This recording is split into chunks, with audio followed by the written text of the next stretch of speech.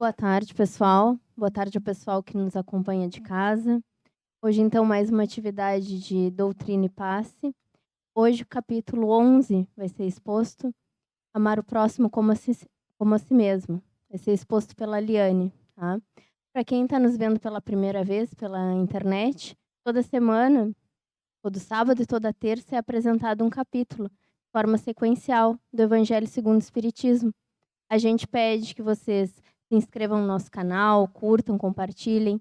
Quem está aqui presencialmente também faça isso, para nos ajudar a divulgar mais a doutrina espírita, para que conteúdos cheguem a mais pessoas que necessitam, tá bem? Então, quando chegarem em casa, façam isso, e quem está em casa já faça. Então, eu vou passar a palavra para a Liane, que a gente possa ter uma boa palestra.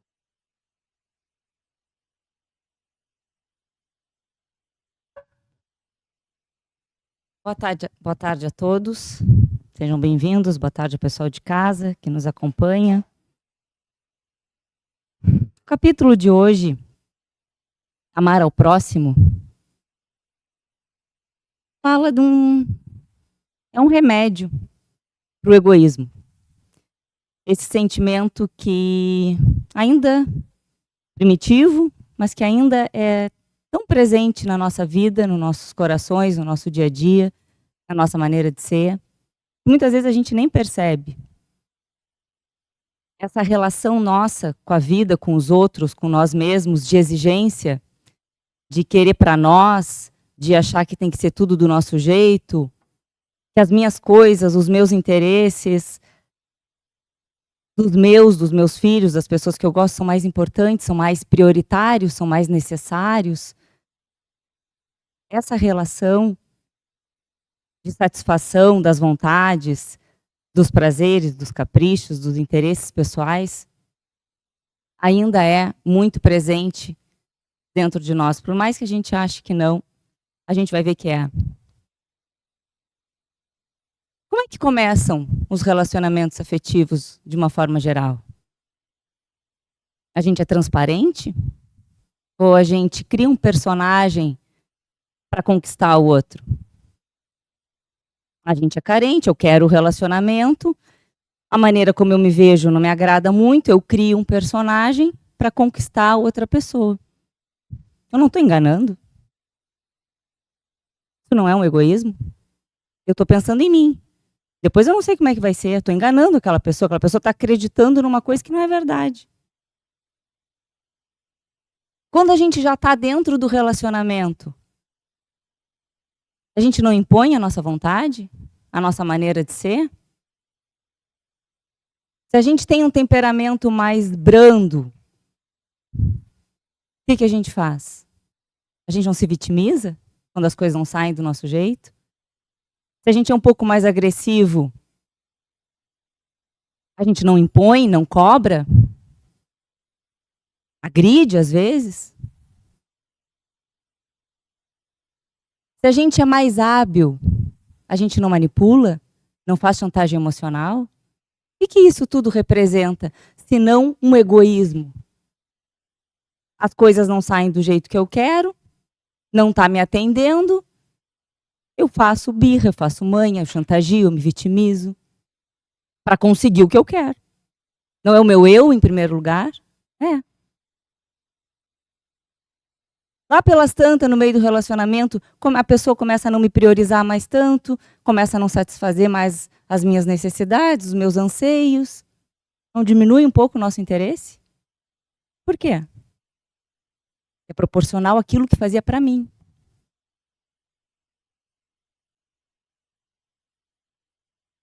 Isso não acontece via de regra? Claro que acontece.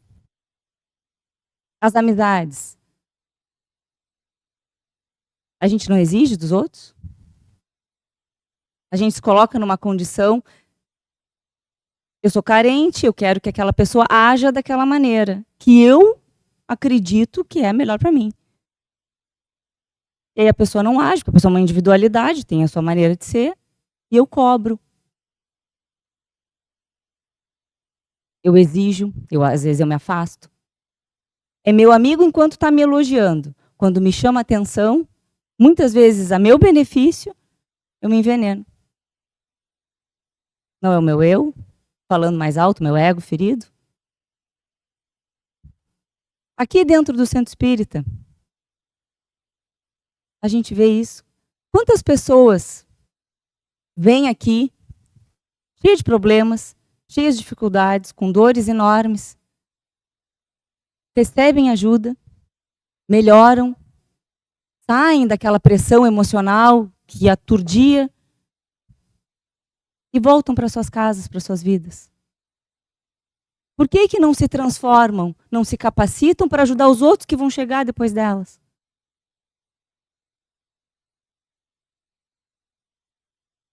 Isso não acontece? Acontece. A gente vem aqui, a gente muitas vezes não quer mudar uma vírgula na nossa vida, mas quer que exista alguém que se esforce, que faça escolhas difíceis, que se dedique, que cresça, para quando eu entrar em crise, poder me socorrer. Mas eu não faço a minha parte. Isso não é um egoísmo brutal? Dentro de um centro espírita? É? Com todas as necessidades, com todas as carências que a gente vê. A gente, mesmo assim, não se transforma. Como é que é a nossa relação com a vida? A gente tem boa vontade?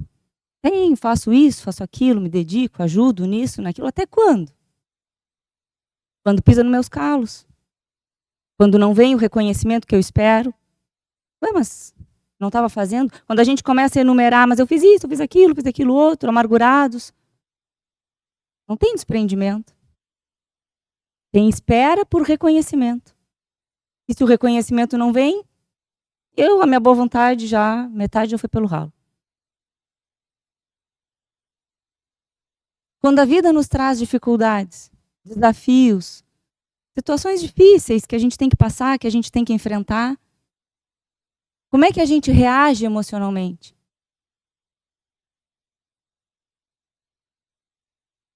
A gente aceita? A gente tem a alegria de viver mesmo nas dificuldades? A gente busca um estado de luta, de coragem, de determinação? Ou a gente se deprime, se revolta, xinga, grita, briga? Mas eu estou sofrendo, isso é muito horrível, é muito difícil para mim. Sim, num planeta de prova e expiação, a grande maioria passa por isso. Mas a minha dor é maior do que a dor do outro. Não é assim que a gente enxerga? Que outro? Nem tem outro. Estou preocupado com as minhas coisas, com os meus dramas, com as minhas fixações, sem desmerecer a dor de ninguém. Mostrando como a gente reage normalmente. Porque não sou só eu que sofro. Tem muita gente que também sofre. E assim a gente vai indo. Mesmo nas relações entre mães, pais e filhos, o egoísmo está presente. Quantas vezes a gente está vendo que o nosso filho está tomando um caminho errado? Ele vai se frustrar, ele está virando um materialista, ele só está preocupado com sucesso, com destaque, ele vai dar com a cara no muro e eu não falo nada. Não tomo atitude nenhuma. Dou uma negociadinha, dou uma explicadinha, meia dúzia de grito, mas não faço nada para evitar, para direcionar, para orientar efetivamente essa pessoa que eu digo tanto amar.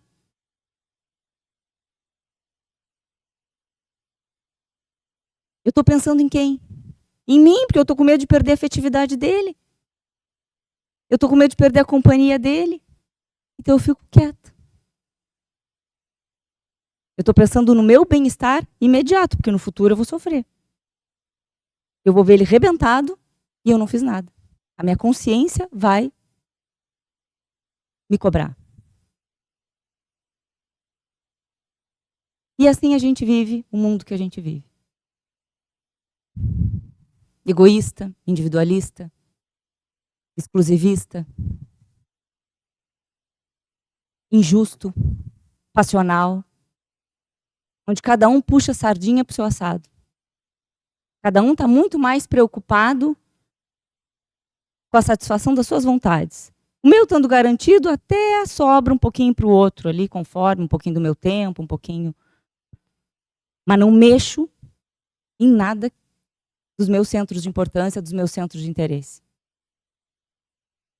E essa é a sociedade que a gente vive, competitiva, de disputa. A gente está sempre atrás de beleza, de destaque, disso, daquilo, de atenção, de ter mais atenção, de mais notoriedade. Quanto mais gente nos dá atenção, mais feliz a gente fica.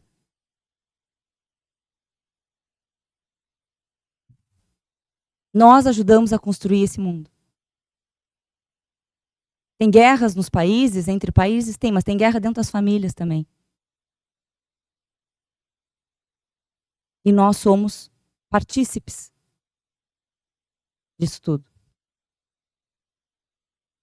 E o mais incrível é que essa nossa visão que a gente tem, a gente acha que satisfazendo as nossas vontades é que a gente vai ser feliz. Na nossa visão restrita, mesquinha, a gente pensa que se eu mudar o outro, se as pessoas suprirem todas as minhas carências, fizerem tudo o que eu gosto, tudo como eu quero, a vida atender todas as minhas vontades, der tudo certo, eu estiver sempre certo, não tiver nenhum problema, todo mundo me atender, todas as minhas necessidades forem supridas, eu vou ser feliz. Por isso eu cobro dos outros. Que eu tenho essa visão, que os outros têm que me atender para que eu possa ser feliz. É um engano total.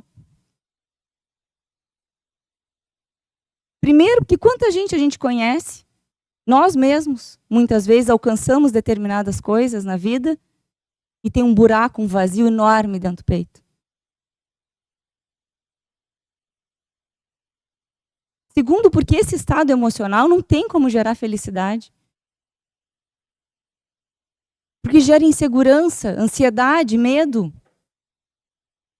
Ansiedade porque eu estou sempre atrás de conquistar alguma coisa. Eu estou sempre ansioso, eu tenho que ter isso, eu tenho que ter aquilo, eu tenho que ter aquilo outro. Aí eu conquisto a afetividade de alguém, a atenção, enfim, alguma coisa material. Aí eu começo a ter medo de perder aquilo que eu conquistei. Não é assim que funciona com a gente?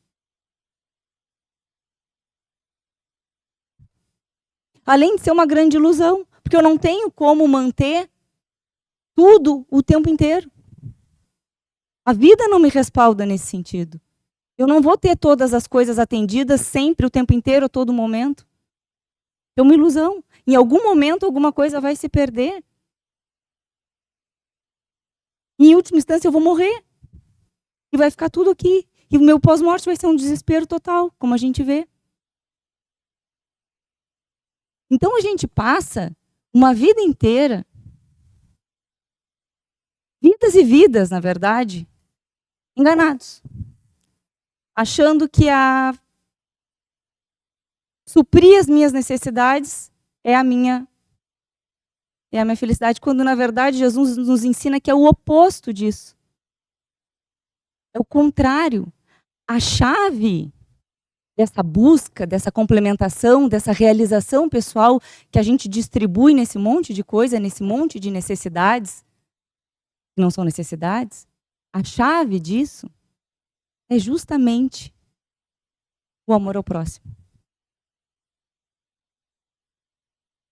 Esse desenvolvimento de preocupação com o outro, de bem-querência, de menos preocupação consigo, mais dedicação, mais trabalho pelo bem de todos, é que gera essa busca, é que gera esse preenchimento. Por quê?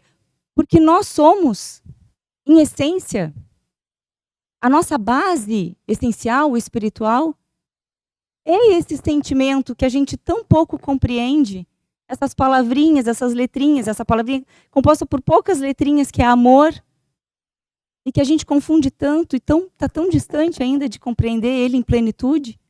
Mas essa é a nossa essência.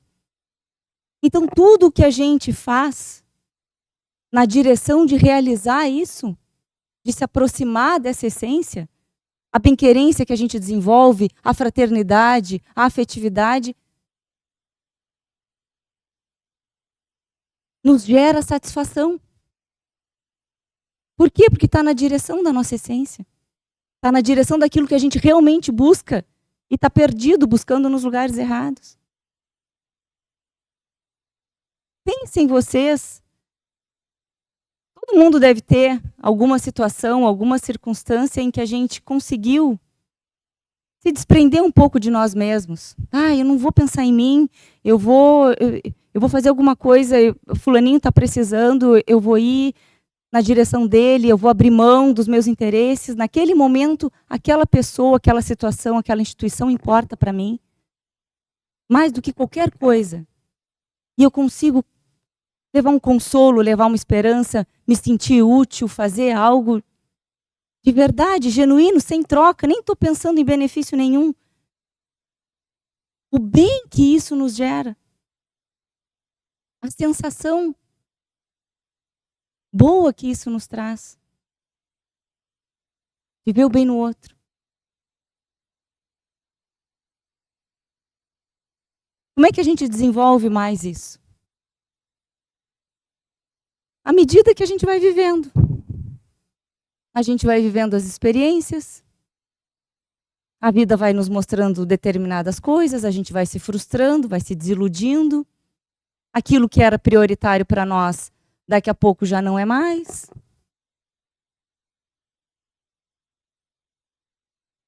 A gente vai modificando internamente os nossos interesses. Vai desenvolvendo um pouco mais de tolerância, de aceitação, de paciência. A vida ajuda, traz umas dificuldades, traz algumas perdas, algumas dores, algumas pauladas. A gente se vê diante de perdas de pessoas queridas, de doenças, de separações.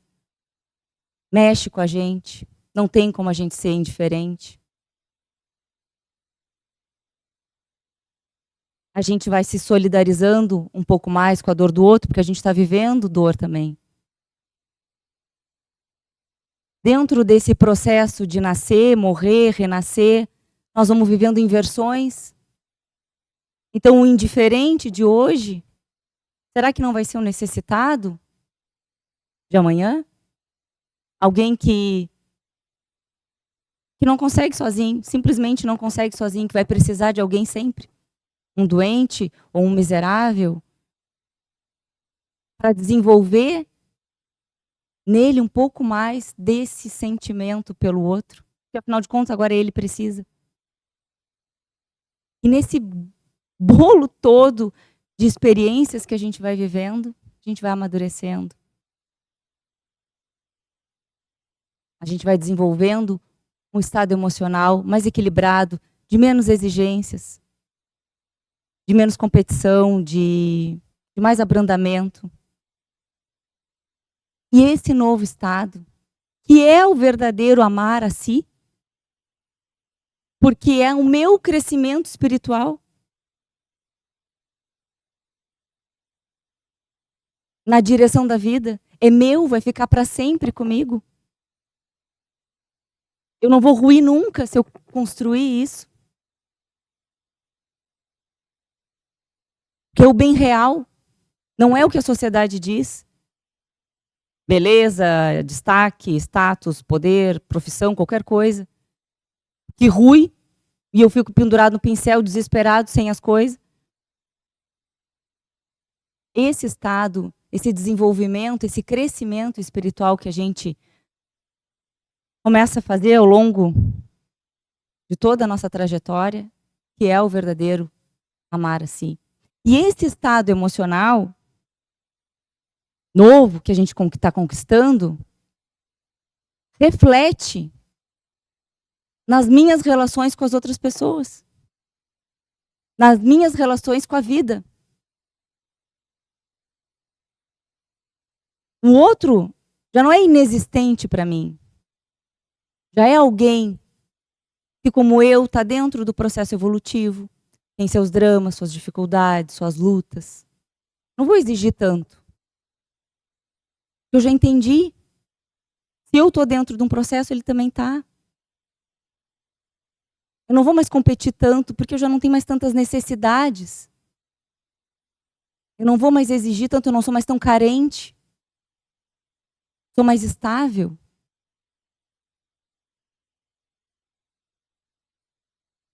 Aí a gente começa a dar cumprimento ao ensinamento de Jesus do amar ao próximo. Começa por aí. Pela relação equilibrada que eu tenho com os outros e com a vida. Porque eu desenvolvi em mim equilíbrio, estabilidade.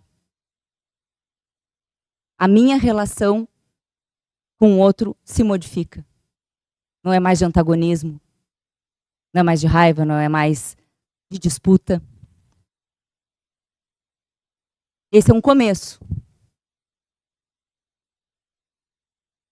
Não para por aí. Porque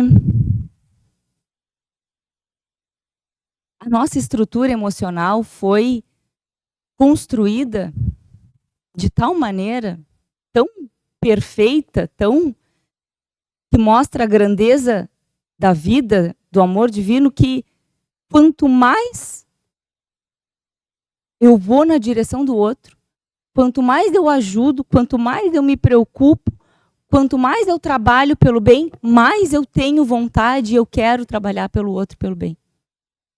Isso se dilata dentro de mim, de tal forma que é incomparável com qualquer outro sentimento, com qualquer outra compensação. A coisa foi feita de um jeito que quanto mais se ama, mais se ama. Quanto mais a gente desenvolve, se dilata dentro de nós a afetividade na direção dos outros, a gente se torna incansáveis. Por isso Jesus, que era um espírito puro, não precisava ter vindo, veio só pelo bem. E era feliz aqui, convivendo com a gente, ignorante e primitivo. Ele era feliz. E assim tantos outros exemplos. Chico Xavier, que a gente fala, as madres da Índia, do Brasil, que dedicaram a vida todinha, não é 10 minutos, não é uma vez por semana, não é de vez em quando, não é quando eu estou bem, todinha pelos outros. Será que não eram felizes? Não é possível. É só para eles. A lei é só para eles. O amar ao próximo, como assim mesmo esse desenvolvimento duplo da minha estabilidade emocional para ter algo para dar para alguém, é só para eles. Será que a gente não consegue se desprender um pouco de nós? Consegue. É para todo mundo. Então a ideia de hoje era mostrar um pouco dos nossos enganos que a gente tem a nosso próprio respeito, um pouco das nossas ilusões, dos conflitos que isso gera, o quanto de insegurança a gente tem enquanto a gente se coloca na condição de necessitado. Porque é uma condição que tem que ser provisória, passageira, a gente precisa construir e ser tutor de nós mesmos. Não mais coxos e estropiados. A ideia era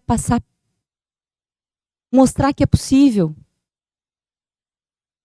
Mostrar que, na verdade, a gente consegue, por luta, por compreensão, por desenvolvimento, sentir isso. Sentir dessa maneira. A felicidade está nesse caminho, está nesse mandamento.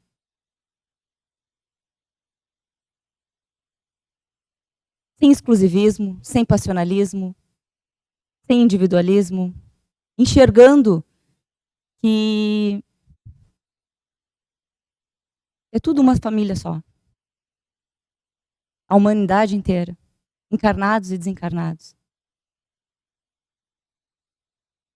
Buscando sentir dessa maneira. O mundo, tanto encarnado quanto desencarnado, é tão carente, é tão necessitado, precisa tanto A gente que tem a oportunidade de entender,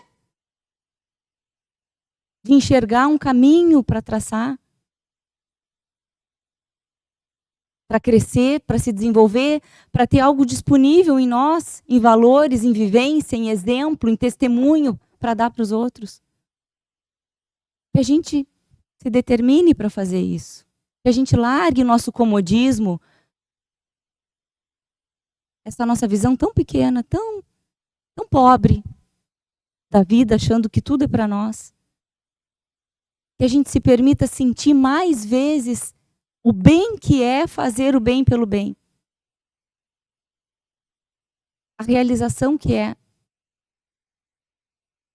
tudo isso. Às vezes a gente fala dos mandamentos, amar ao próximo como a si mesmo, como se fosse uma coisa tão distante. Eu não consigo amar nem os meus, é difícil. Como é que eu vou amar o próximo? Quem é meu próximo? Amor é um sentimento tão complexo, tão mais nobre. A gente começa por aí. Por essa relação equilibrada na direção dos outros. Isso vai se ampliando, vai crescendo, vai se avolumando dentro de nós. E a gente não quer mais